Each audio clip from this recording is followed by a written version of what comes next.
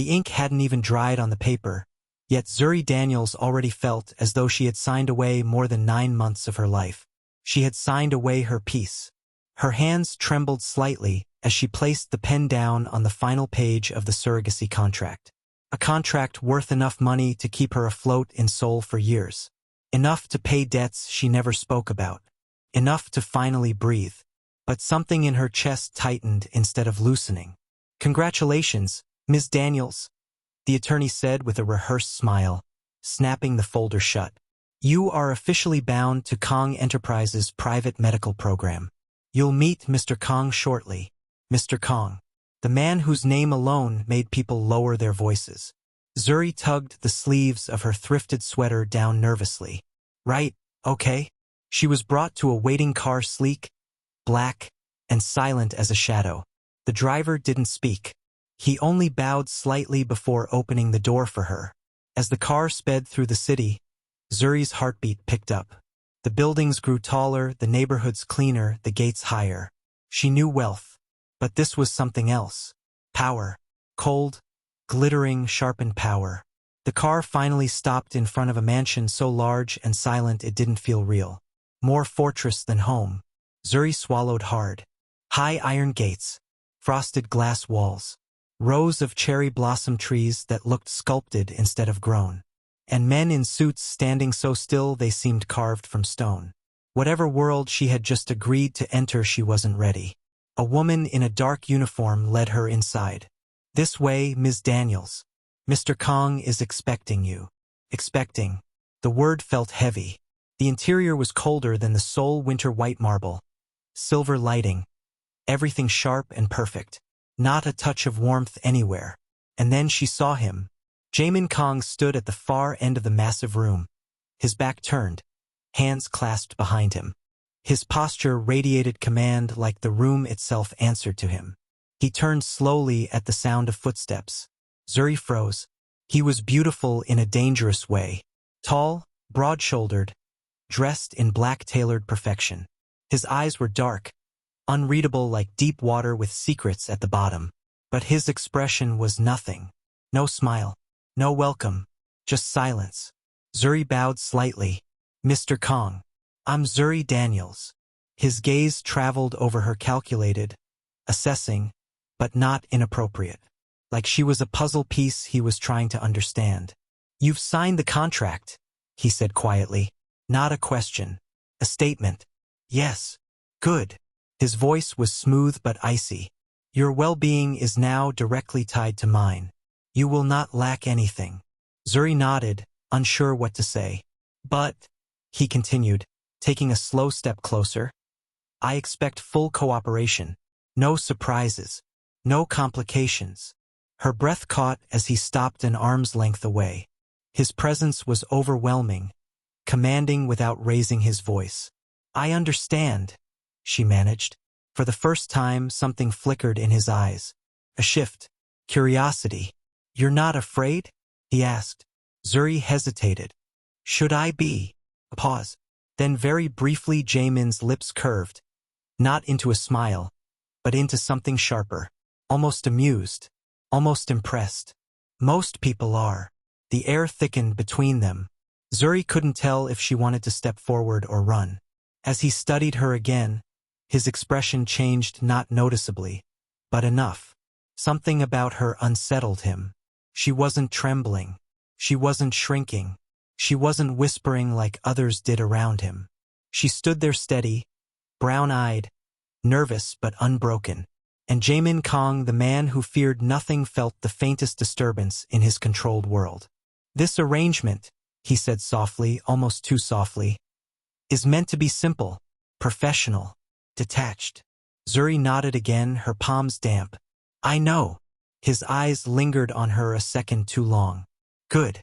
Because nothing about my world is simple." She felt it then, a chill that crawled down her spine. A warning. Promise. And yet beneath that coldness, she sensed something else. Something buried deep. A spark. But Zuri didn't know yet that this contract would not just change her life. It would entangle her with a man whose shadows were darker than night, and whose heart, unknown to both of them, was already starting to thaw. The following weeks moved too quickly for Zuri to fully process her new reality. Daily medical evaluations, nutrition plans, psychological screenings, and endless instructions from people who spoke in gentle tones, but carried an invisible fear behind their eyes. Fear of who? Fear of him. Every appointment ended the same way. We will inform Mr. Kang of your progress. Mr. Kang. Always watching. Always knowing without ever speaking to her again. Zuri tried to convince herself that was good. Distance meant safety. Distance meant boundaries. But fate didn't allow distance between them for long. On a quiet Tuesday morning, her phone vibrated. Unknown number. Ms. Daniels? A calm, low voice said when she answered. Your next examination will be performed here, at the mansion.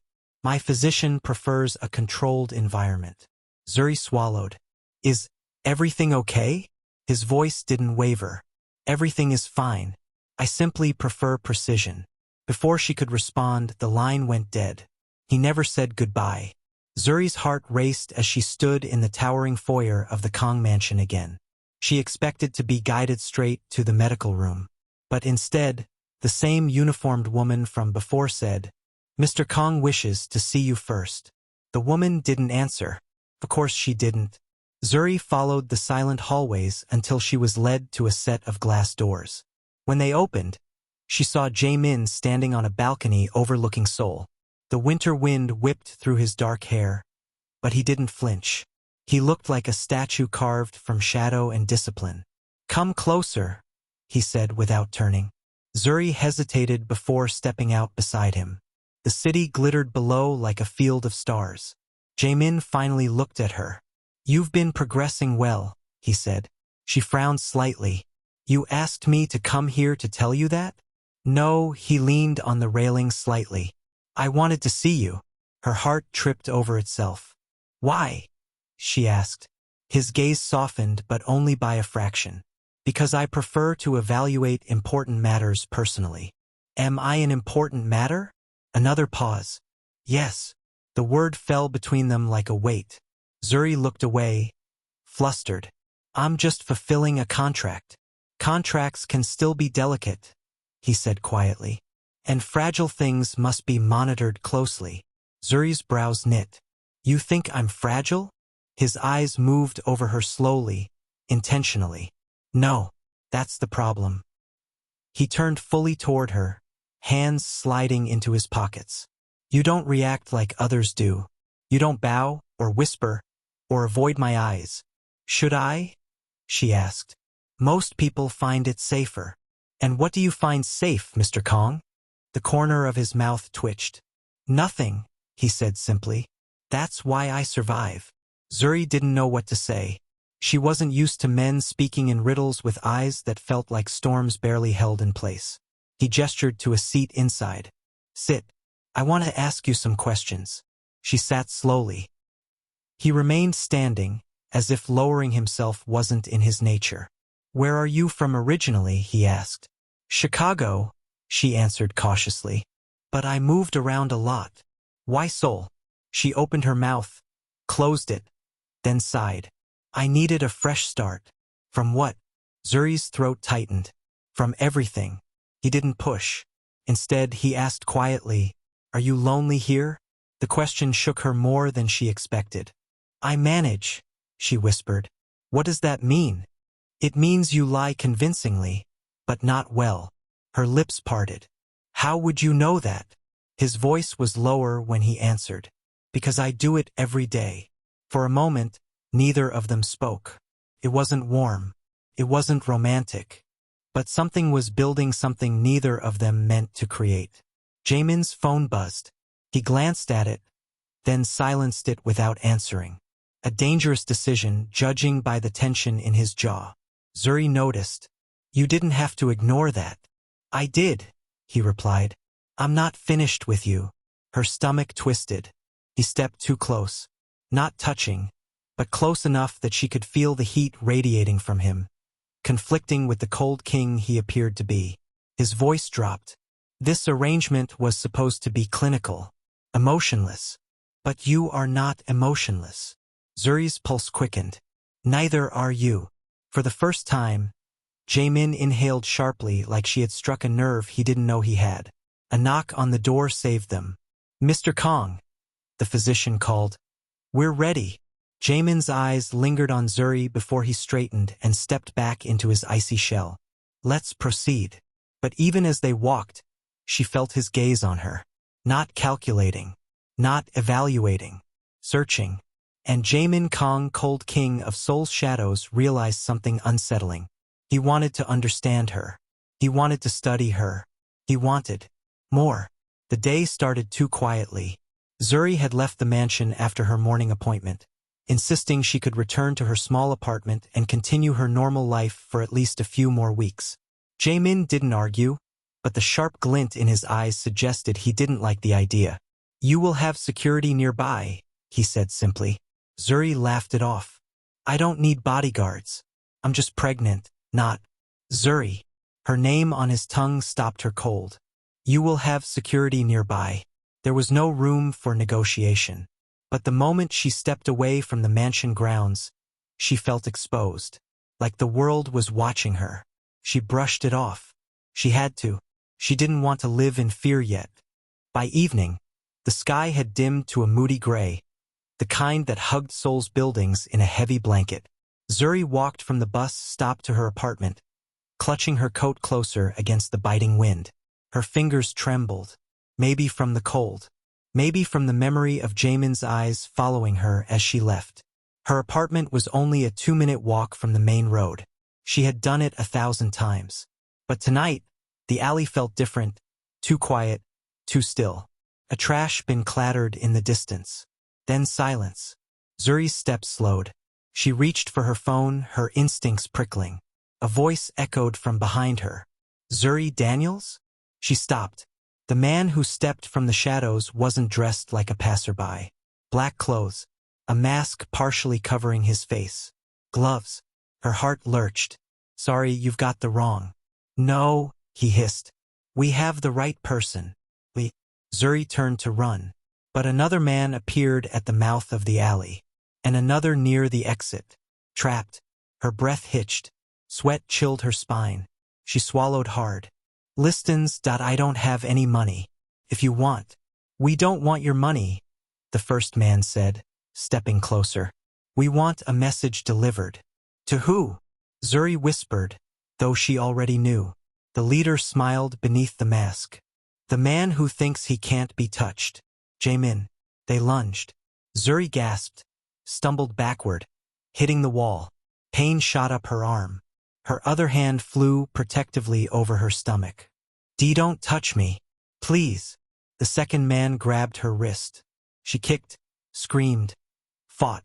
Her fear turned to fire. But there were too many of them. "Let go of me."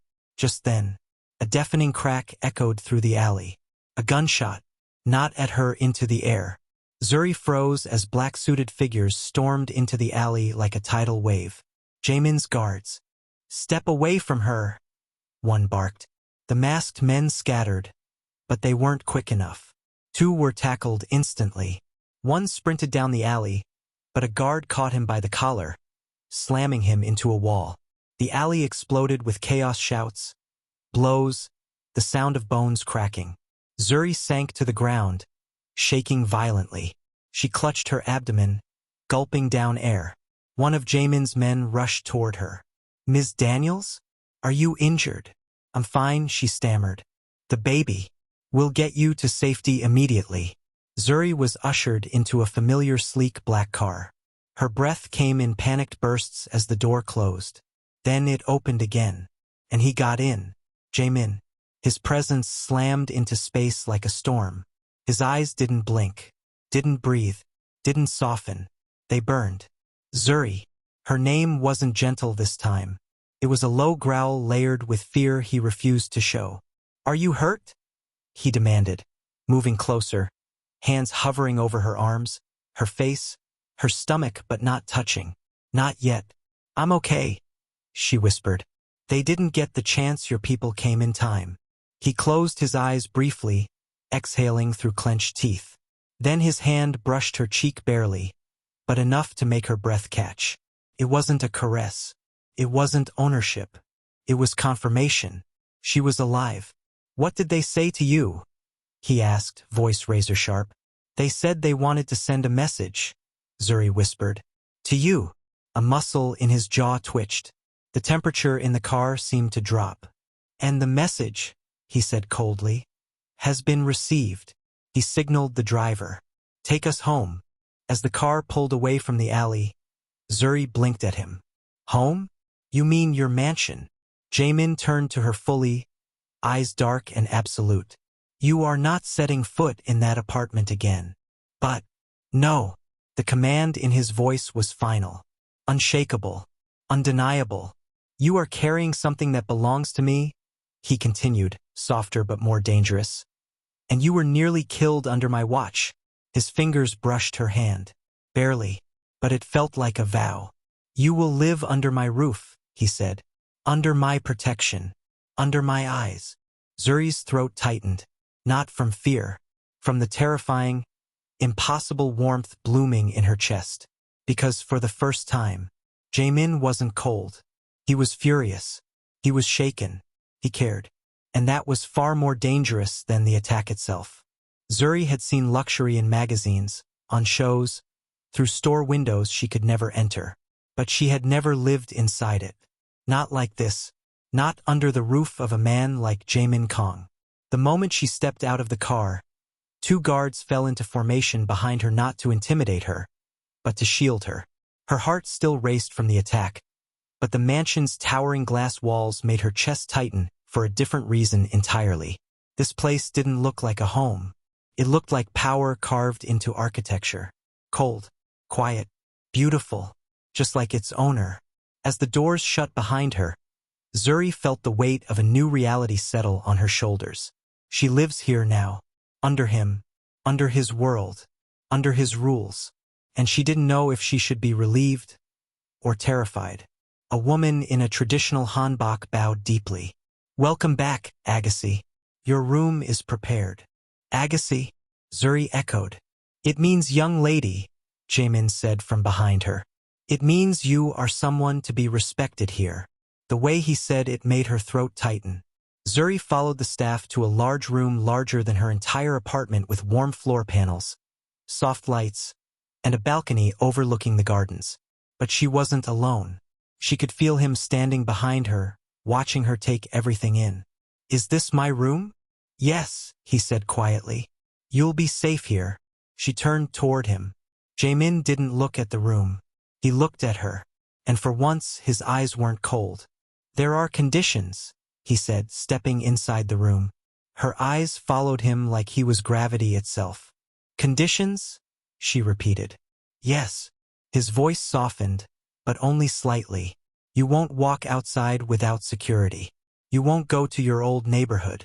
You'll allow the doctors here to monitor you daily. She crossed her arms. And what if I don't want all that? Zuri. Her name came out like a warning mixed with a plea. You were attacked while carrying my child. His jaw tightened. You will not argue with me about your safety. It should have angered her.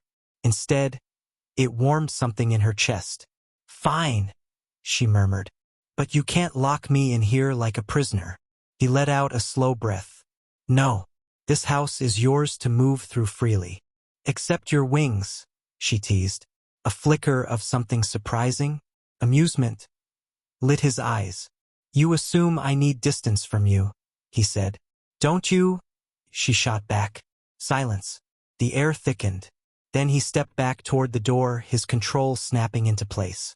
Rest for now. Dinner will be brought to your room. As he reached for the doorknob, Zuri said softly, Thank you for saving me. He turned slightly, only slightly, but it was enough for her to see something unspoken burn in his eyes. I didn't save you, he murmured. My men did. She smiled faintly. You sent them. That stopped him completely. Jae-Min's throat moved in a swallow. Rest, Zuri, he said finally, voice low. But he didn't leave immediately. He stood there for a moment as if he couldn't turn away. Hours passed. Zuri showered, unpacked, and walked the room's perimeter like a nervous cat. Everything was too beautiful, too silent, too unreal. She lay on the soft bed, staring at the ceiling, when she heard a soft knock. "Come in," she called. A maid brought in dinner soup, rice, grilled fish, herbal tea, then quietly left. Zuri exhaled. Everything was too calm. Until she opened the door to her balcony and stepped into the cool night air. There, leaning on the railing of the balcony across from hers, was Jae-Min. He was in a black shirt, sleeves rolled up, hair slightly tousled, not the immaculate, untouchable man she first met. He looked human, and he was staring right at her. She offered a small wave. He lifted his chin in silent acknowledgement. "Can't sleep?" she asked softly across the space. "No," he admitted. "I don't sleep well when something is wrong." She frowned. "What's wrong?" "You were attacked under my protection," he said simply. "That is unacceptable." Zuri leaned on her railing, facing him. "You can't control everything, Jae-Min." His eyes sharpened. "I can control this. Your safety. Your life here." Her heart skipped. "Why do you care so much?" The words slipped out before she could stop them. He didn't answer immediately. Then, "I don't know," he said quietly. "But I do." The honesty hit her like a warm shock. They stood there for several long moments, the soft glow of garden lights illuminating him like a scene from a dream. Zuri hugged her arms around herself against the cold breeze. And Jae-Min noticed immediately. Without thinking, he removed his jacket and crossed into her balcony, placing it over her shoulders. Her breath caught. He was so close she could feel his heat, his tension, his restraint. "You shouldn't be cold," he murmured. "You shouldn't be here," she whispered back. A hint of a smile ghosted his lips. "And yet I am." For the first time, Zuri didn't see the Mafia king. She saw a man. Lonely, guarded, broken in quiet ways no one dared to ask about. And she realized, with a soft, terrifying certainty, this house wasn't the only place she would be living under. She was living under his watch, his protection, his attention, and soon his heart. Days passed inside Kang Manor like slow-moving shadows, soft, silent, but heavy with tension. Zuri tried to pretend she wasn't aware of the way the walls whispered secrets, or how every guard's eyes lingered a second too long. But she felt it.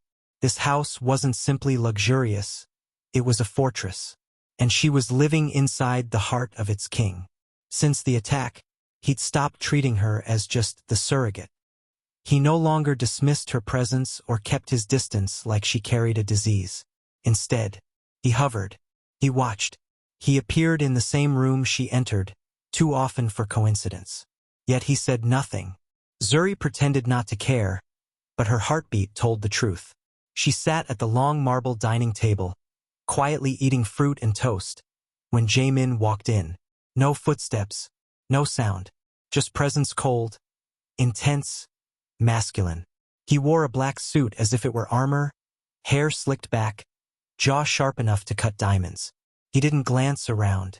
His eyes went straight to her. "Did you sleep well?" he asked. Her fork paused in midair. It startled her, his voice gentle, concerned.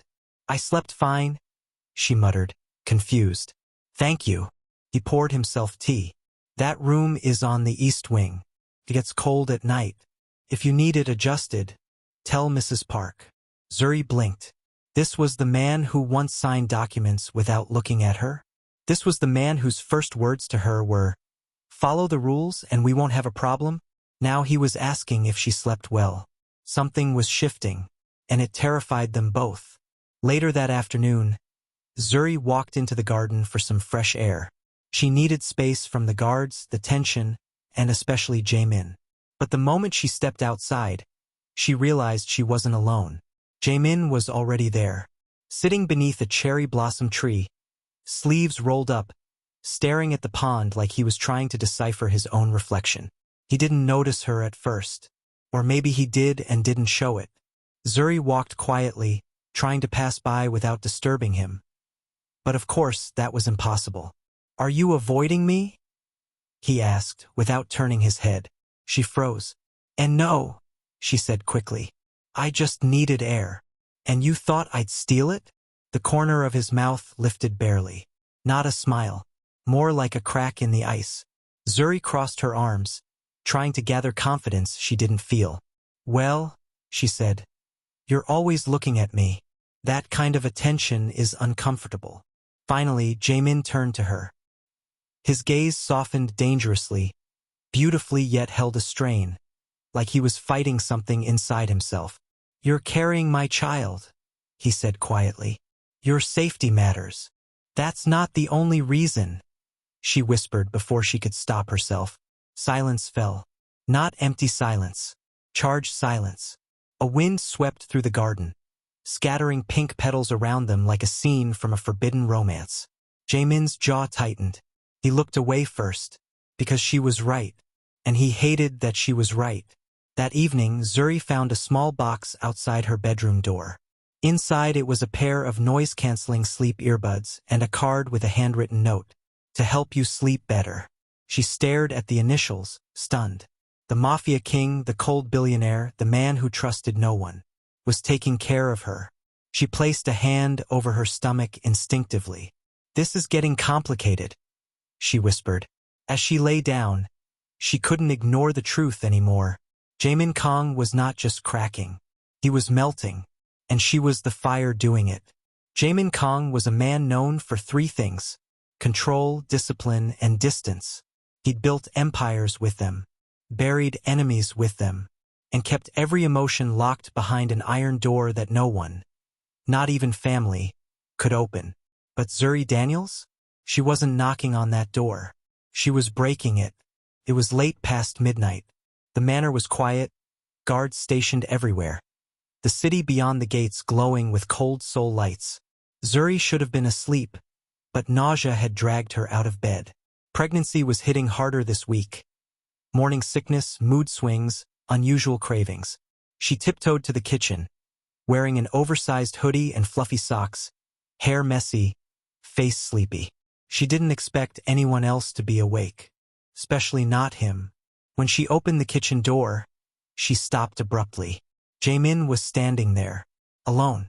No guards, no subordinates, just him leaning on the counter, sleeves rolled up, tie loosened, eyes tired but sharper than ever. A version of him no one ever got to see, and he was holding a bowl of steaming ginger porridge. Zuri blinked twice. You cook?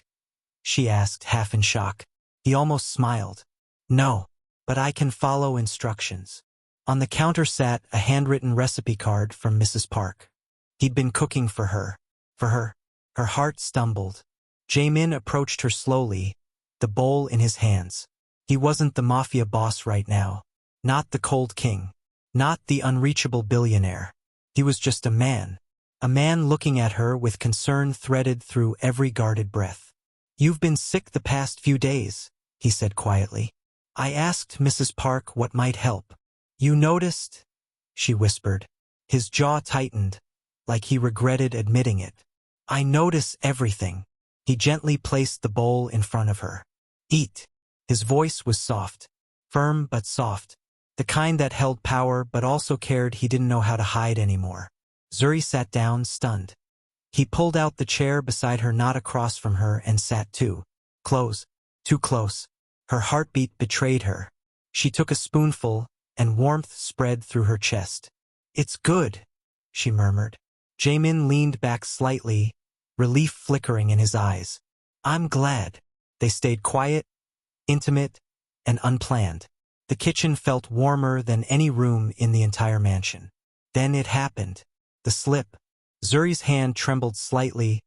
Pregnancy hormones, exhaustion, everything mixed together. The spoon clinked against the bowl. Without thinking, Jae-Min reached out. He caught her wrist. Warm, firm, careful. Zuri froze. His eyes locked with hers. He should have let go. He should have withdrawn, rebuilt the walls, reminded her this was business. But he didn't. His thumb brushed her skin light, unintentional, intimate. Her breath caught. His chest rose sharply, as if he'd shocked himself too. He stared at their joined hands like they were a crime he didn't mean to commit but couldn't undo. Jae-Min whispered. He let go immediately, but the damage was done. Emotion flickered across his face. Raw, unprotected. Humans. Something he never allowed anyone to see. He stood abruptly, running a hand through his hair. This, he muttered almost to himself, is becoming complicated. Zuri's voice was soft, trembling but honest. It already is. He almost turned back, almost reached for her again, almost broke completely. But he didn't. Not tonight. Instead, he whispered, "Good night, Zuri." Her name on his tongue felt like a promise he wasn't ready to admit. And he left the kitchen quickly, as if running from the one person who could undo him. Episode 1 end here. Thank you for watching. If you enjoyed the story, please like, share and subscribe to my channel. Also click on the notification bell, so that you will get notified whenever a new story comes up. You can also go ahead to tell me the country you are watching from, so that I can make a story for you.